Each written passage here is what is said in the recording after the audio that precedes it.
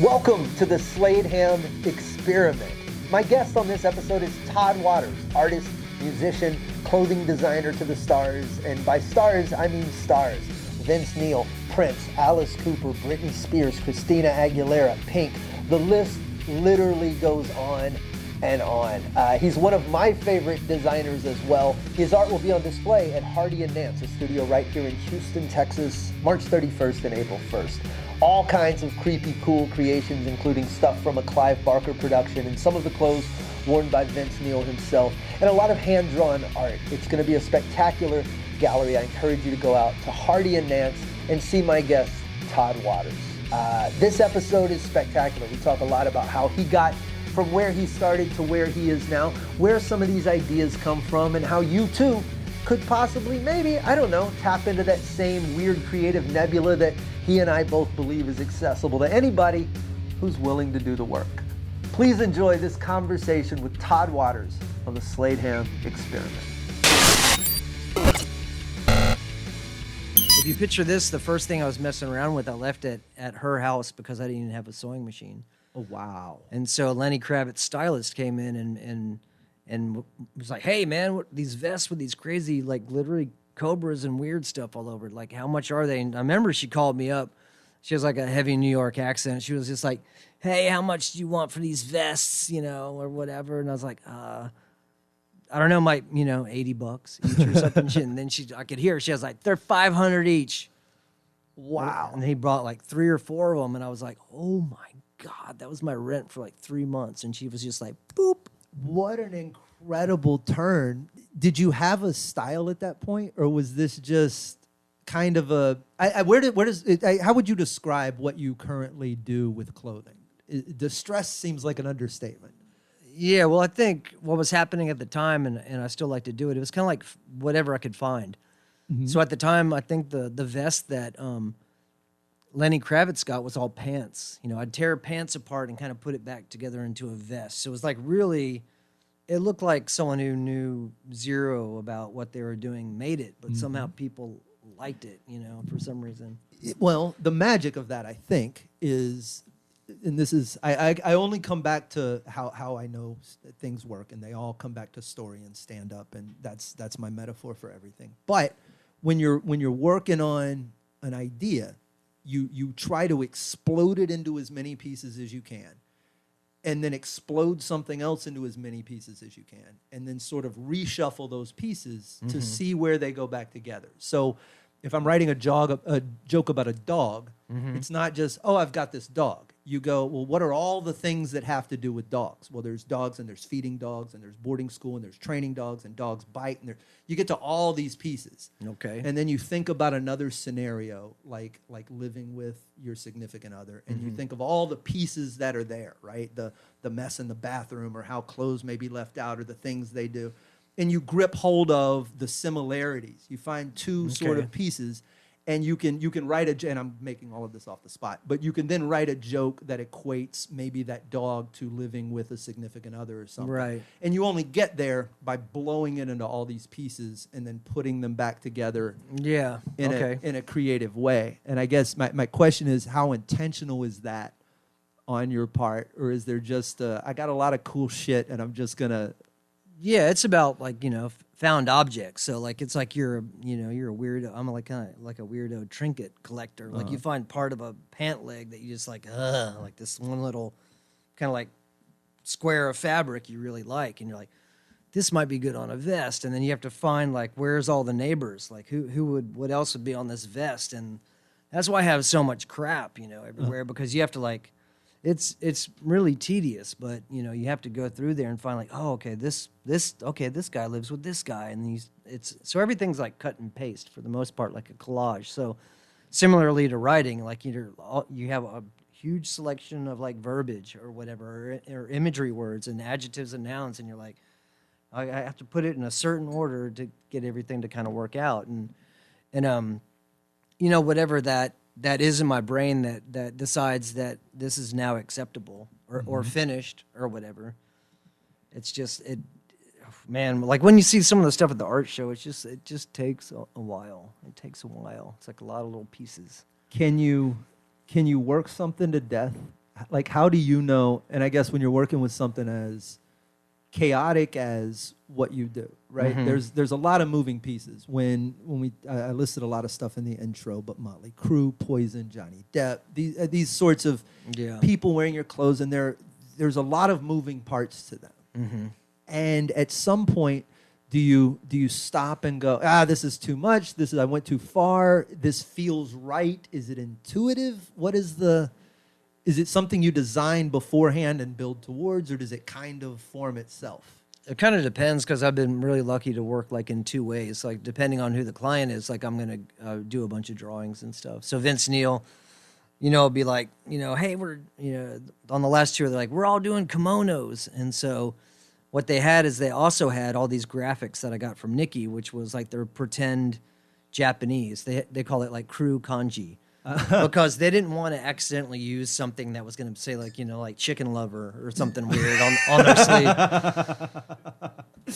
The translation is horrible sometimes. Right.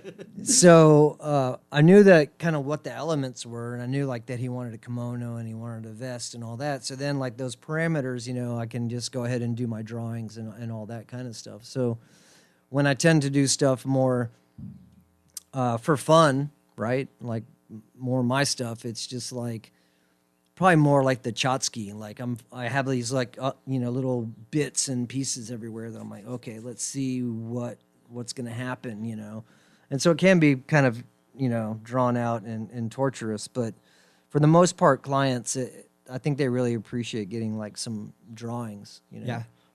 Which do you enjoy more? The kind of working under those parameters to build something that's going to have such a visible life, or kind of, I don't know, where you just get to play? Is there a lot of art where Tod just doesn't put it out to the public, where it's just you in the studio trying to get stuff out of your head now? Well, that's a lot of what the art show that I'm doing is about, was trying to take things that people may have seen, which there's some kind of really high visibility items, I guess, like in the show, but also there's a lot of stuff that, when we were all locked down or whatever, I was on unemployment for I don't even know how long.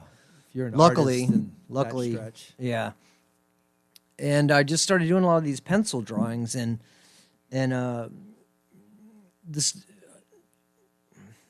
I would say it's almost more kind of torturous, and it's such a horrible cliche, about artists, but that's why a lot of my drawings are a bunch of pieces of paper end up being taped together, because I'm just drawing and the idea expands. I'm like, don't have enough paper. So like when you see some of the drawings, it's like it's got, paper going up and then kind of off to the left, and there's a little scrap down at the bottom, because as the idea expands, Yeah. you just add to it, and that's a lot of fun. But at the same time, it takes a lot more brain power, I think.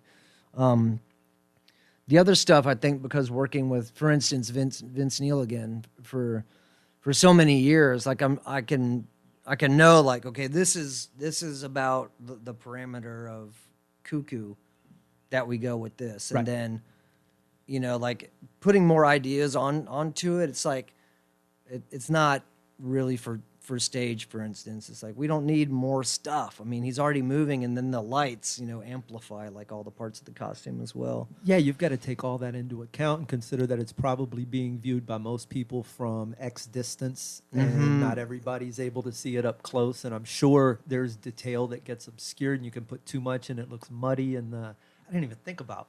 Yeah, I mean, I think the discussion that Vince and I have back and forth every once in a while, it's like, remember, this is for the people in the cheap seats. Like it has to be something that, if you're way up there, you're just going to see this and maybe a little bit of a flash of color, but you have to do that. And so the flash of color has to be massive, huge. Like, going down his full back on this one kimono, we would do different types of foil and foil on the inside. So the lights hit this foily effect stuff, and yeah, it looks crazy, and you can see it. So the thinking through obviously what the audience is becomes influential, from stage clothes to, how do you make the transition from, I'm making pants in LA, rock stars kind of like this to now I'm designing movie costumes and working on set and into this visual world? Well, what happened was that I found out that Robert Rodriguez, the film director, was buying Junker jackets already. Oh, he was a fan. Yeah, he was a fan. That helps.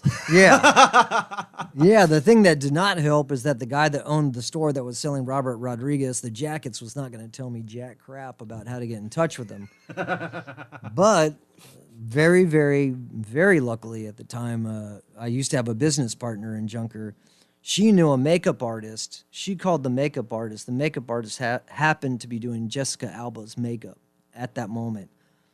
You know, they just kind of relayed the story of what was going on. Jessica was like, I wish I could thank her one day because she's pretty much like really helped us out. She's like, oh, let me just text him right now. How incredible. Yeah, hey, the dudes in Junker, they want to get a hold of you. Is it cool? Can I just send your email over? And he was like, yeah, sure. And then I heard from him like that day. Oh my God! Yeah, Yeah. you owe her a fruit basket or whatever the modern equivalent is. That's Yeah, I was like, for the whoa. volleyball bump. You can't plan for those moments. They're fortuitous. Yeah. So Jessica Alba like has no problem with connecting dots for people, and some people really, really are, you know, super weird. Did she know anything about your? Was she a fan? Was she? I think that she knew that it was Robert's favorite jacket that he'd been wearing for quite a few years, probably. So Robert Rodriguez calls you back. You go, hey, Robert. I mean, what is the? Well, what's the machination? How does this work? Well, the thing is this is how I got to work with Nina. So the thing that's really cool about Robert is he basically keeps the same crew for the most part. Is the Adam Sandler of. Yeah, I mean, I think seems like a really smart way to work. I mean, if it's not broke, like you don't have to keep switching out parts. And you don't have to teach the vital. Working with it, and my limited comics are limited, but in film or other things I've done, having someone around that understands fundamentally what you're trying to create, that you don't have to. Hey, here's my style. Here's how I work. Here's what I'm after. Like it seems like you guys would be a pretty decent marriage of post-apocalyptica and kind of grunge and. Yeah, I mean when he needs that for sure. I mean.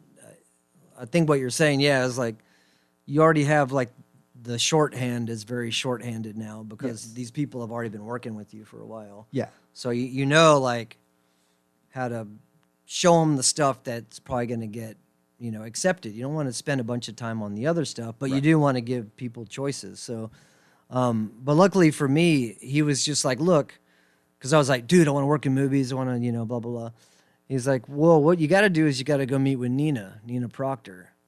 That's his costume designer. So he's like, look, if Nina likes you, then no problem. She doesn't like you, then, Wow. What can I That's I giving can't her do a anything. lot of power, yeah. Yeah, and really I think that she just don't, thank God, like, working with Texans, like she doesn't like nonsense. She doesn't like drama. She doesn't like BS. She doesn't like fake crap. So it's just like, cool. And does she get feisty and like hard to deal with? Sure, but it's like she'll tell you what she wants, so it's not like and it's really weird like working with people, and she was telling me about a situation that she had is like you can tell someone exactly what you want, but for whatever reason they just can't get there, or they don't want to get there, or they feel like they have to always add their own flavor. And with people obviously that I respect, like I have no problem. I'm just like, look, here's some ideas I have. Like, you're not going to hurt my feelings. Like, which one works? I mean, let's do this. Like, we all know that it's a time crunch always on a film, So that's what happened, and so she seemed to like me. So I got to work. Working with somebody like her, do you get? Is it because you start out, you're making pants in a friend's house because you want your own pants. At some point down the line, it's not like Tod Waters went to clothing school, right? Right. I did never get to go to clothing school. At what point, I'm making clothing school up, but no, it's fine. At what point do you start to realize, all right, I've hit the peak of what I know how to do? Is there a point where you're like, maybe I need someone better than me to just sort of let me know I'm on the right track? Is there a point like that? Is Nina that point maybe that validates all of this creative stuff you've been doing, or do you get that validation just out of, wow, Vince Neil's wearing my clothes, I must be right? Well, that's a good question. So I think one of the challenges is when you're talking about knowing when to see. I'm not really ever very satisfied. So that works. Yeah, We're miserable. right. I was talking about that. It's like I can't help it. Like there is like a period. Let me think how to put it. Where you do let go and you're all right with it. Mm-hmm. I don't let go of something that is a piece of garbage. I try not to do that. Whatever your best judgment is at the time, but as far as God, what was so from what was me, the question? In stand up, I think of these solo art forms, right? And in stand up, there really there is no mentorship. Occasionally, you find a headliner who takes you out on the road, but most comics are sort of lone wolves, and we figure it out on stage. And there's not a lot of people to go to and go, hey, am I doing this right? You just sort of tread water and hope the audience laughs where you want them to laugh. Oh, and yeah, down the line, you just kind of, there's never a real, here's your certificate that says you're a black belt in this. Got it. So who are the teachers along the way, or is it okay, the Ninas who kind of push you a little bit and let you go, hey, you're on the right track, but maybe try this? Well, yeah. Okay, I remember where we're going with this. So it's about, of course, being teachable. So for me, like, there's tons and tons and tons of stuff that I don't know about, whether it's like wiring, whether it's certain types of aging for different types of materials, whether it's about certain types of tailoring. And basically what, like you said, I want to be great. So I have no problem like latching on to other people and be like, okay, but why did you do that? Like, why did you do it that way? Why did you not do it this way? And they could be like, well, if you do this, you waste more time. If you do this, you waste more material. If you do this, the camera's not ever going to see it. And you just keep learning and learning and learning. But so Nina in particular is just, her experience in film is 25 plus years, It's on film for me. I'm like 7 or 10 years into it. So anything she has to say, anything I can see, anything I can be around, anything she tells me to do, I'm like, this is free school. I always tell myself, like, I'm being paid to come here and mess around with paint. Like, what kind of job is that? That's awesome. Do you get to, I always try to put myself in other people's shoes.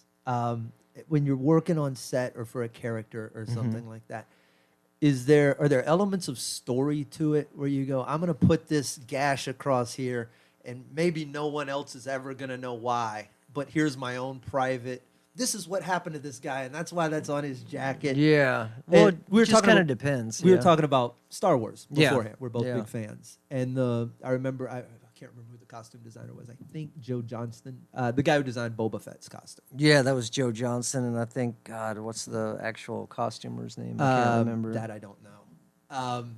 I remember as a child playing with the toy, and there were little elements on the costume that just had no real meaning. They were just on the toy. And kind of to my 9-year-old or however old brain, you go, well, I'm going to create a story around that. Right. That's Wookiee hair, or that's this, or that's that. And I guess when you're designing that, do you drop these little elements into things that might mean nothing to anyone but you kind of thought it through?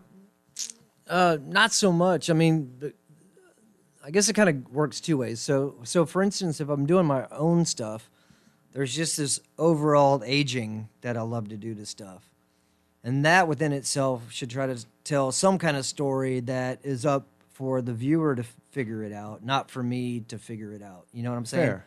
I'm just like, this part's more like, battle damaged. And, I don't think much beyond that, but I'm just like, this area could be really gross and worn. This might be cleaner. Yeah. These badges could look like they got put on later, so the other stuff under it's like kind of melty and gross looking. So I do think about a lot a lot of like what was the journey, you know, the story for the Right. clothing. So when you're in film, like a lot of that is decided by the script.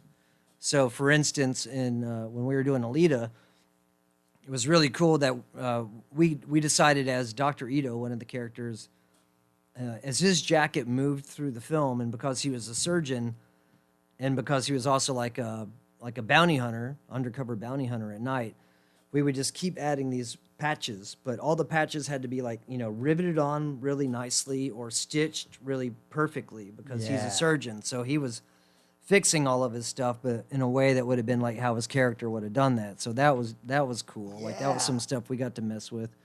But that was kind of like our little thing to throw in there because basically, you know, it's already based on a manga and it's based on an anime, so it's You like only have so much it's kind of latitude. set, you know. Yeah.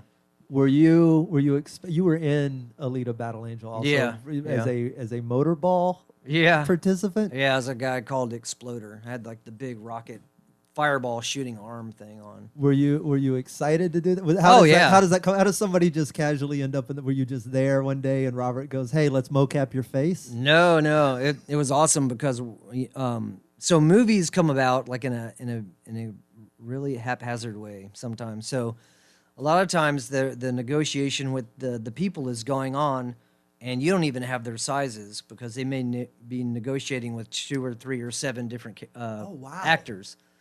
So we're like, we think we're getting a guy, and he's I don't know, he's probably like a large. So let's start. We got to start making a large because he's going to come in here like a day before filming, and you have to be ready.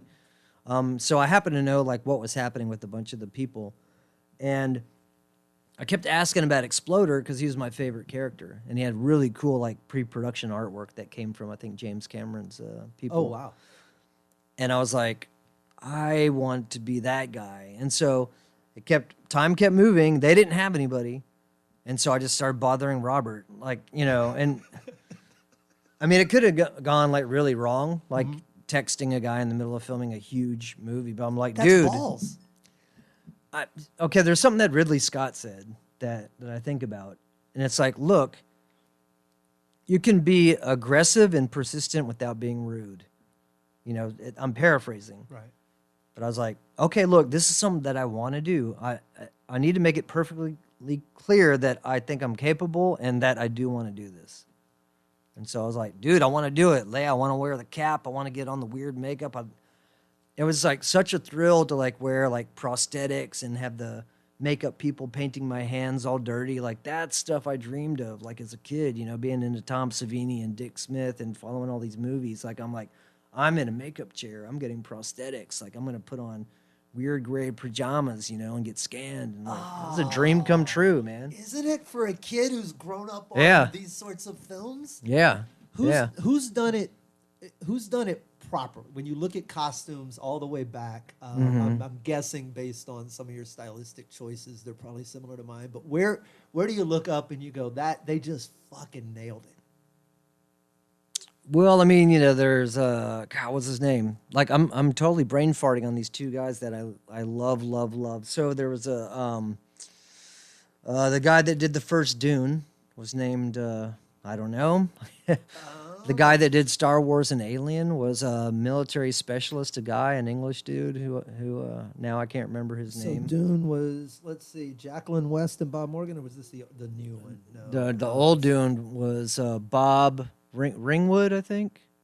We'll look his name up. 1984 Dune, I think. I'll have Chicken send me the names of them. Yeah. So in the original Dune, what was so I remember it. I went back and rewatched it right before the new Dune came out. Yeah, well, it looked freaking cuckoo to me. Like I was just like, whoa! Like if it just seemed like that it was perfect. And then the thing that put it over the edge for me personally was knowing that Bob Ringwood, and I'm pretty sure that is his name, got a bunch of L.A. County body bags from the 40s and 50s and turned those into these trench coats for the guys who... Wait, that's what those were? Yeah, you know the guys that are running with the spice, yes, the crazy spice worm. They're bending space time. All those really weird dudes. Bags? Those are body bags. Stop. Yeah, it is Bob Ringwood. Yeah, for the record. Oh, so that's right up your alley. That's finding repurposed. Yeah, and then Star Wars was all repurposed. Like, Luke Skywalker's pants in Star Wars was a bleached pair of Levi's. It's that simple to recreate? Yeah, it's simple to recreate. It's not simple to recreate, but I mean it's that at its core. I remember the lightsaber of Yeah, his. I mean, you That wouldn't was- know it's Levi's because he's got his legs are wrapped and his tunic comes down, but that's bleached Levi's. So you can change anything into anything. Yeah, and I think it's about it that it looks real. I mean, that it has like a purpose. So, I mean, all that stuff, like all those robes, I mean, it just looked. I never questioned it. Even Darth Vader, I just never. It fit, didn't it? It just didn't contradict itself. It's genius, and also I saw it when I was 7, so I was just like completely. My mind was melted. Well, and we also hadn't seen everything else. Right. For me, and I think, if I'm recalling it correctly, my parents were still together, which puts me below 8 years old. Mm-hmm. Empire Strikes Back, we drove from Orange, Texas to Beaumont so we could watch it. I Okay. remember going back home obsessed with Vader and how the costume looked evil and that face. I mean, his Yeah. eyes never glowed red, but in my childhood head, it was just something, the lightsaber reflection or what. And I remember just visualizing it as so evil and Yeah. so awesome. Yeah. And now it's maybe everything's a little oversaturated and you don't quite think of things as iconically as that. But that black cape and that quilted, Yeah, that was a motorcycle suit. Like from the 70s, yeah. the quilt kind of a Evil Knievel-esque, but black sort Yeah, of. that was a motorcycle suit. It's not like they made that. That was something they took off the rack from 20th Century Fox, from what I understand. That's incredible. And then, Yeah. and then I guess the aesthetic of Blade Runner, something you enjoy a lot. Yeah, Michael.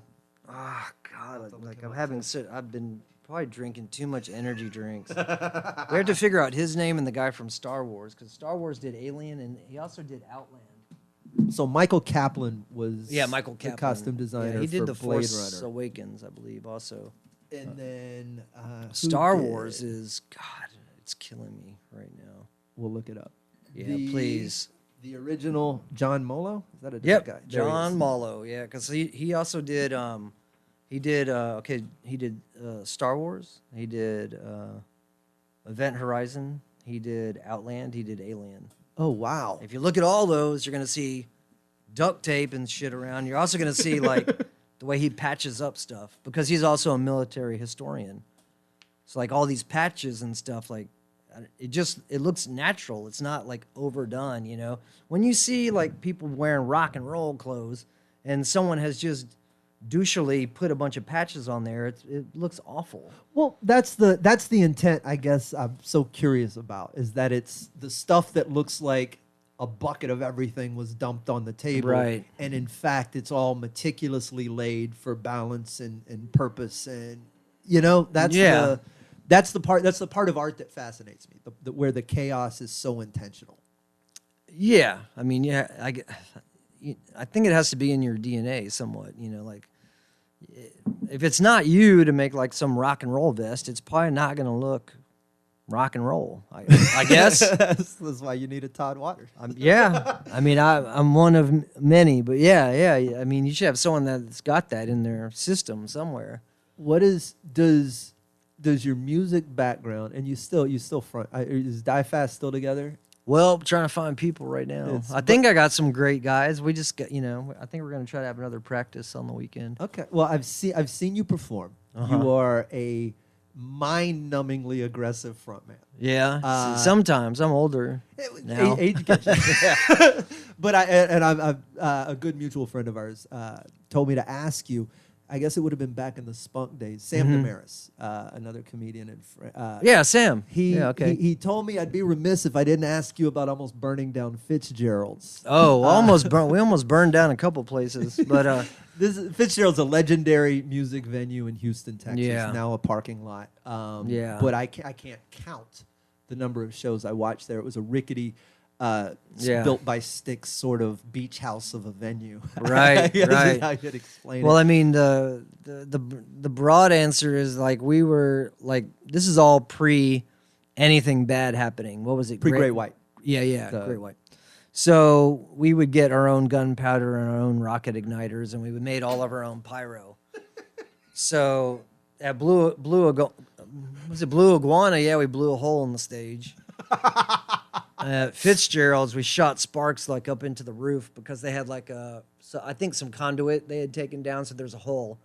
And someone was like, I think I saw a spark go up there. So they had to stop the whole show. Oh my God. Well, and there's no oversight. You guys are just there's a place in Austin that we set, there's a parachute above the stage, and we set that on fire. And then generally like almost blowing ourselves up a bunch. But for the most part, it's just like poofy and sparks are hitting you. And when you're sweaty and sparks hit you, it's not that bad.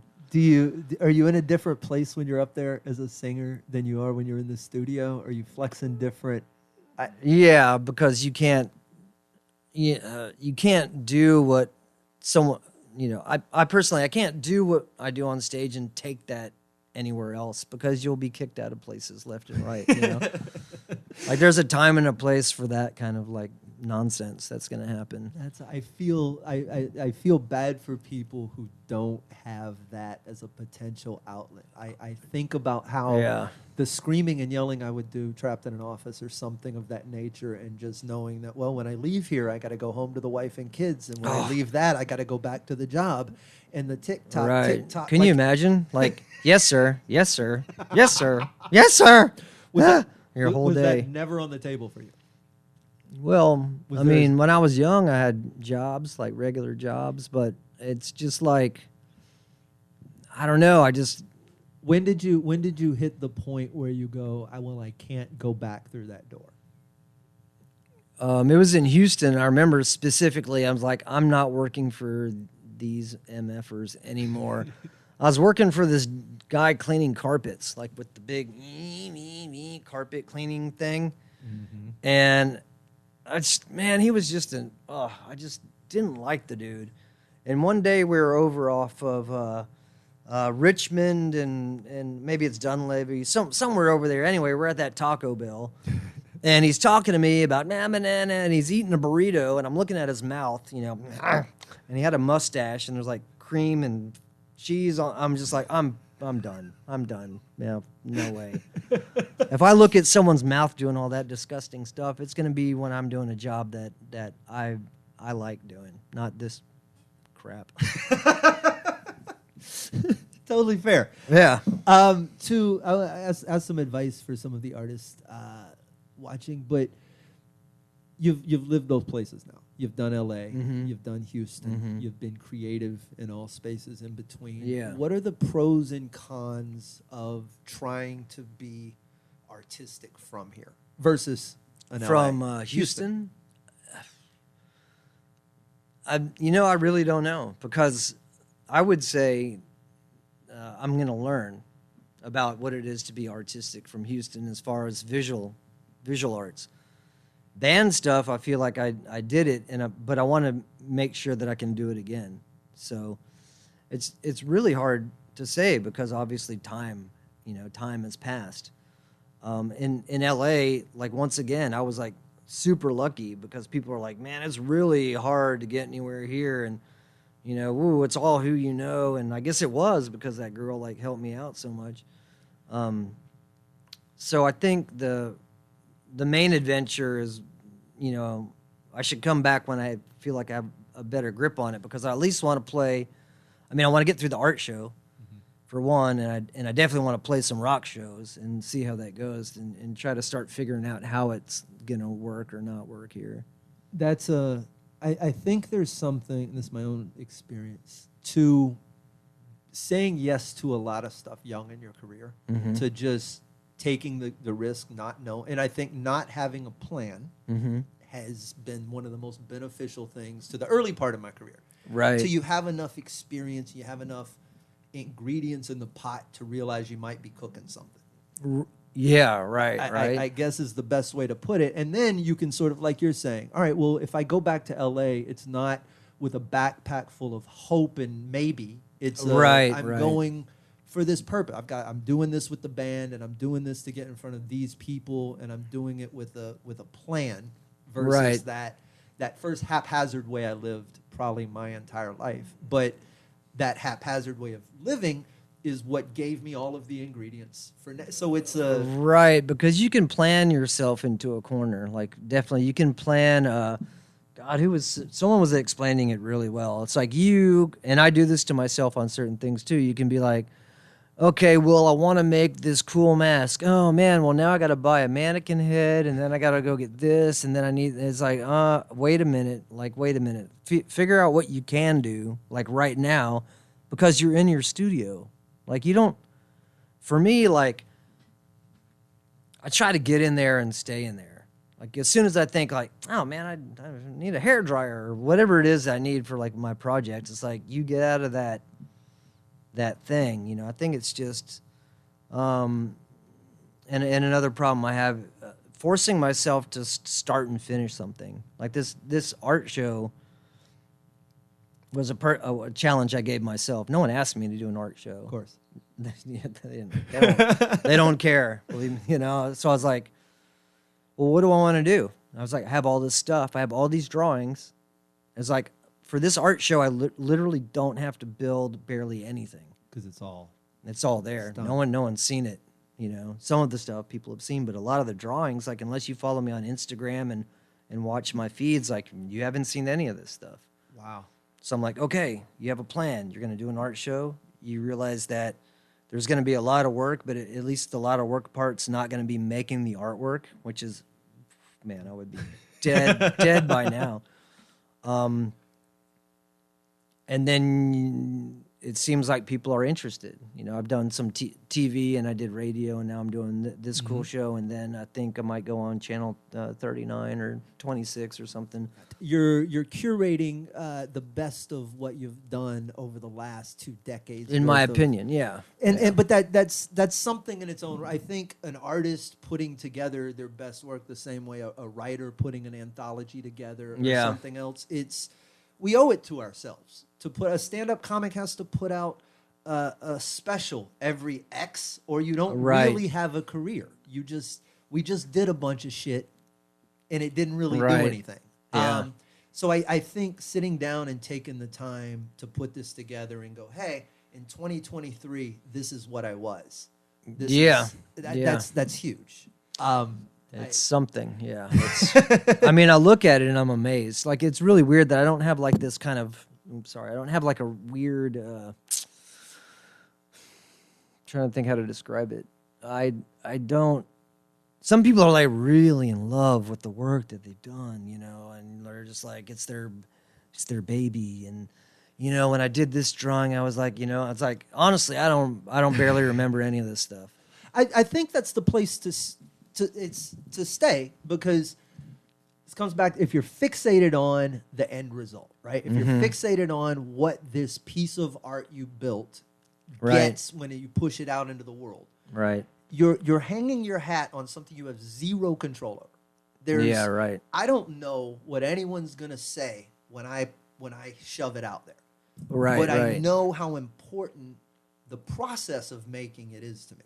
That's where I'm you're happy in the studio, right? Yeah, because it's, you know, someone said it, probably been said a million times, like, it's the journey, man, you know. Which sounds so hokey and cheesy, but it's true. Right, you're right. So that brings me to something I started talking about on another radio show, which was that, because we're talking about ideas. Like, you have to write ideas. I have to kind of just, I have to be messing around for the ideas to come. So if it's a drawing, I have to be drawing. I can't sit and be like, you know, what am I going to draw? You know, like, I usually start like an eyeball, you know, or a hand, and then let the rest of it like kind of grow from there. But there's an interesting thing that this guy, Terrence McKenna, said. He's like really into, you know, mushrooms and psychedelics. And so his theory about the brain is like a giant antenna. So it's like we're receiving, you know, like the brain doesn't generate, you know, like, I think his comparison was like the TV doesn't make TV shows. They come from somewhere, and then the TV shows you the show. And so like in a weird way, because like it's What do you think? You're where tapping into? where did these ideas come from? What do you think it is? I think that all the Doesn't stuff matter. is kind of swirling around in the galaxy. Like it always go back to like the Force in Star Wars. If you say, hey man, and you just kind of start doing the work, like it's there. It's there. Like, and not all the ideas are great, but You have to, but the ideas, you have to get through so many bad, not even bad, but just things you weren't trying to make to get to the thing you were trying to make. When I'm writing, yes, I'd love to say I sit down and I'm going to tell this story in its entirety in the beginning, and then I get to the end and I click stop, but nothing has ever happened that way. Nothing is, I've always sat down with some loose idea and pushed and pulled and played and tugged and this and that. So, oh, wait, I didn't think of it that way. yeah, you're like, what the? There's this swirling whatever all of this is from a psychedelic standpoint. We could discuss it from a spiritual standpoint, from a physics standpoint. I'm sure. Yeah. But the truth is, things line up in different ways. Lenses or ideas or whatever. And when they overlap, cool shit looks different. This thing by itself and this is yellow and this is blue. And when they overlapped, I saw green. I've never seen green before. And if you don't capture green while they're passing each other, it's gone. Right. Green's so gone. I just saw like David Lynch was talking about something that I thought was really, really interesting, and it kind of ties into what we're discussing about. He's like, write it down. He's like, I've had colossally epic, the best ideas I ever had, and I didn't write it down. Now I have no idea what it was. But at the time, he's like, it's so brilliant, I never could forget this. And he's like, I can't remember what it is now. Your brain does not give a shit about what you're trying to hang on to. It is in the present. And Hedberg, Mitch Hedberg. Oh my had the God, joke. that guy is funny. He goes, sometimes at night I lay in my hotel room and think of something funny. And then I either had to get up and find a pen or convince myself it was not that funny to begin with. Yeah. That's a pretty good imitation, too. But it's terrible. Yeah. But it's those nights of laying there or being in a car or being on a walk, and you have an idea, and you go, well, there's no way I'm going to let this go. This is the crux of the special. It's the title of the next thing. It's the next piece of famous clothing.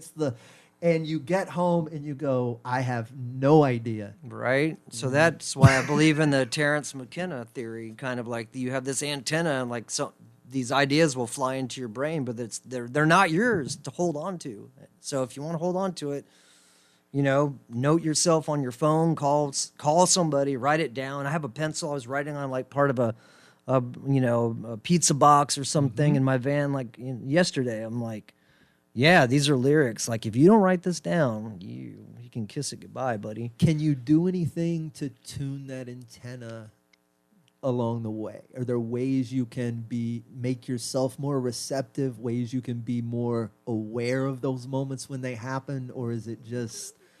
I don't think so. Well, for me personally, the feeling has never changed. Like, when you get that idea, you're like, ooh, ooh. So that feeling is always there. I think... now, and I think it's Salvador Dali or somebody said it, it's like inspiration comes, but you need to be working. So I need to be like, I need to get all I need to be working. I need to, like my dad used to call it, you need to get your juices flowing, creative juices. And then when stuff pops in there, you have to utilize it, when it happens. But as far as, I think that's the great curse, at least for me. Like there's not like an exercise I can do, really. It's just I need to be aware that this is the process. Okay, you're not going to outthink this, for me, magical process. You can't. No, you have to work. You have to be in your shop. You have to be doing stuff, and stuff's going to come, or it's going to come in the car. But you have to know that, like, this is it. Like you got to grab onto it somehow. That's Stephen Pressfield wrote The War of Art. And if I have that book. I read it like a Bible every 6 months. It's a good kick to the face. Right. But he talks about in that third section that's a little metaphysical, the muses, whatever this thing is we're talking about right now. And that's how he invokes them in his process of walking in and sweeping the floor and setting his shoes aside and making sure the space is welcoming to whatever that force is. And I for anything we can prove or disprove in this whole world, and it's nothing.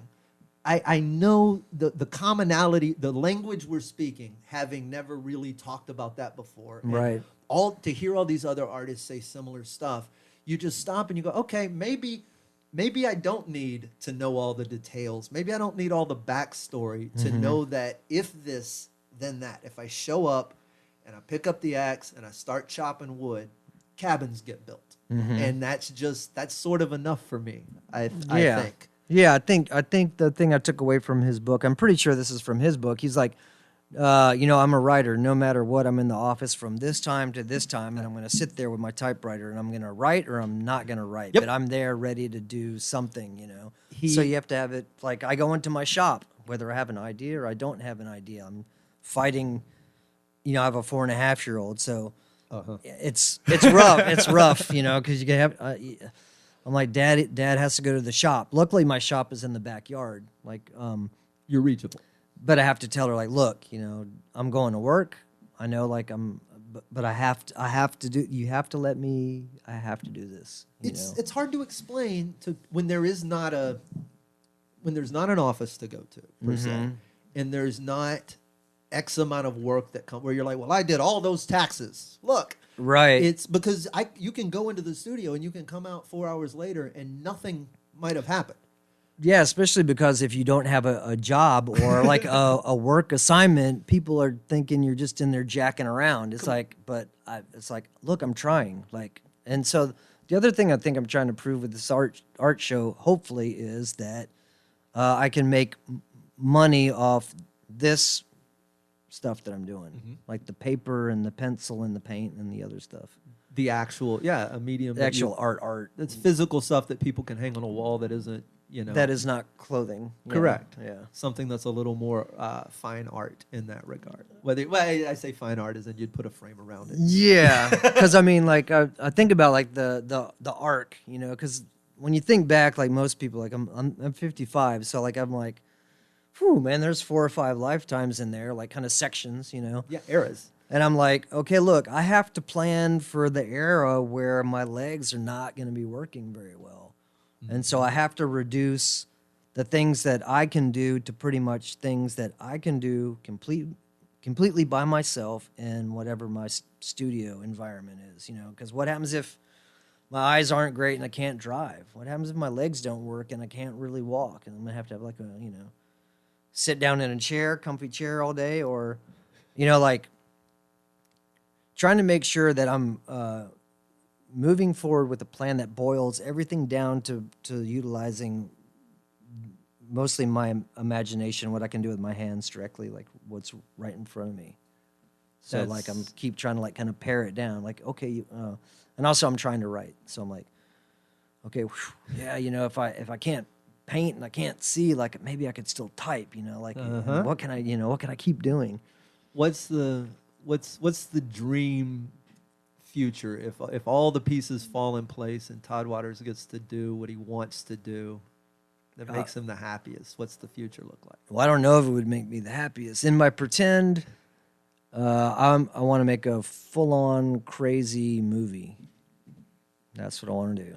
And that happens because you watch Star Wars when you're a kid, and it never gets out of your brain. And I grew up on Heavy Metal magazine. I'm like into sci-fi, and you'll see a lot of those characters are in my art show. And I started basically drawing this comic called Zipperneck Kids, and I turned that into a script. And my dream would make that. Make that. So how much of the world is, I'm sure much of it is built in your head. How much have you thought through, you know what this would look like, what the soundtrack would feel like, you've lived this. Would you direct it or would you turn that over to someone else? I would want to direct it, and I can imagine they'd be like, you don't know what you're doing, but I'd be like, maybe I don't. Well, again, we were talking before the show about all of the reboots and the oversaturation and the unoriginality and the this and the that. And I get that Disney and Marvel and all these folks, they're putting out great films, and they have a formula, and they know what to do, and you put it all in there with Pixar, and it spits out, here's how it should look. But I think having artists who maybe haven't made a film before from that perspective, right, your angles and how you envision it and how the beats of that story don't necessarily adhere to a save the cat format. Maybe there's a better way. Right. Yeah, I think Guillermo del Toro just was talking to a script writer that I know, and he told her, he was like, just write the story, because people get obsessed with like, okay, on page 13, we should have the introduction of the, it's where the hero has to face the his hero. demon, and that's where someone has to die, and this has to happen on page 70. And then the third act is, the hero starting to rise after being beat down in the second act, and I'm just like, oh, no wonder it all feels so weird when you watch it. You're like, Save the Cat, that book broke movies for me. Because I read it trying to understand basic structure. Who wrote that? I'm trying to remember the It's guy's name. It's so over the top, formulaic. The only movie I think the guy who wrote the book he'd written a few, but the only like Blank Check was like the big one that got made, and it was one of those sort of you wouldn't know it from anything. right. He's a very good guy for teaching you how to make a formulaic movie, and if you wanted to follow those beats, it's all great, but the outline is like these 12 specific beats, and these things have to happen by these pages in a 91-page script. And when you go watch movies, you go, oh, it's about time for something to die. And I ruin it for friends. I'm like, watch, and I won't have seen the film, and someone will die. And they'll go, how'd you know?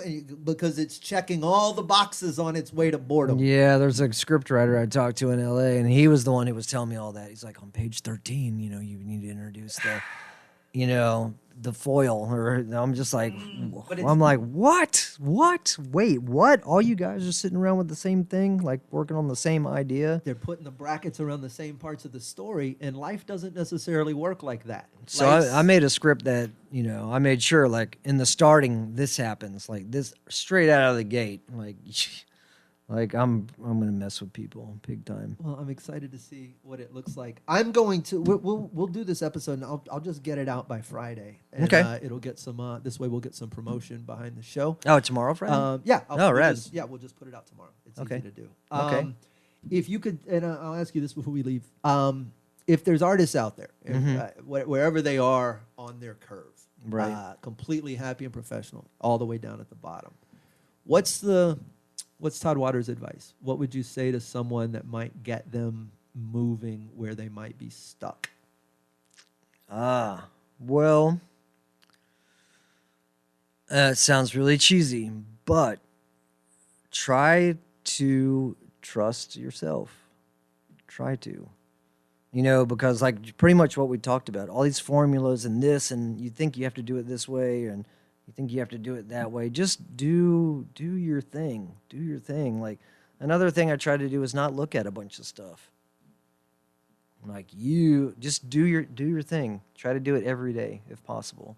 Mobius, one of my favorite sci-fi comic book artists of all time, spent a lot of his time working a crappy job and then drawing comics at night. Like, if you want to do it, and do your thing, and just keep doing it, man. Just don't give up. As cheesy as it sounds, do not stop. Because someone talked about it was some weird study that if people had enough money to just do what they wanted, humans gravitate to making stuff.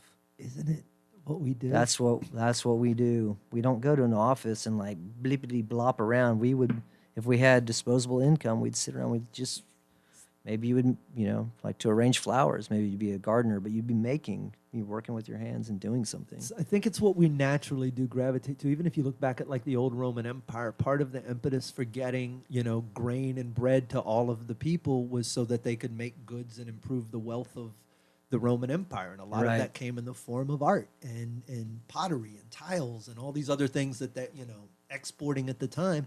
And that's only because you made sure the basic needs were taken care of. And when you leave us to our own devices, we make art. Yeah. It's kind of what we do. The art show, give me the details for it. Stuff from Junker Designs, stuff from you yourself. Let folks know where they can find you. Okay, well, Junker Designs you can find at Junker Designs on Instagram is a good place, and then junkerdesigns.com on the big internet is a good place. The show is at Hardy and Ants Galleries, Hardy and Ants Studios.